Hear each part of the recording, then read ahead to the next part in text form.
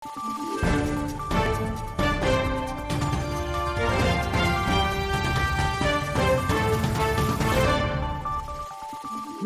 araw, Pilipinas! Ito ang Valiente News hatid sa inyo ng Office of the Vice President.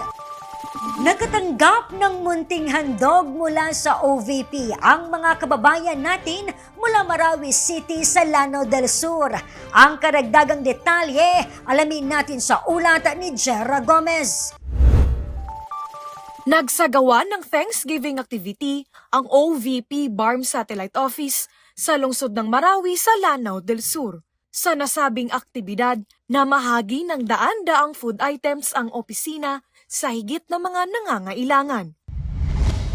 Habang naging prioridad naman sa Thanksgiving activity ng OVP Caraga Satellite Office, ang pagkilala at pagbibigay handog sa mga kababayan nating may kapansanan o persons with disabilities.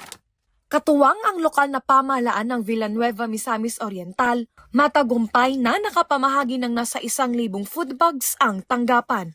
Kinilala naman ng OVP Caraga Satellite Office ang kontribusyon ng mga volunteers at iba pang ahensya sa maayos at makabuluhang Thanksgiving activity.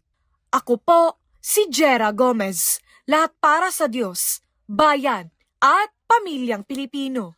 Valiente News. Marami pang mga balita ang dapat abangan dito lamang sa Valiente News. Ako si Claudette Loreto para sa makabuluhan, naninindigan at matapang na mga ulat at impormasyon. Maraming salamat.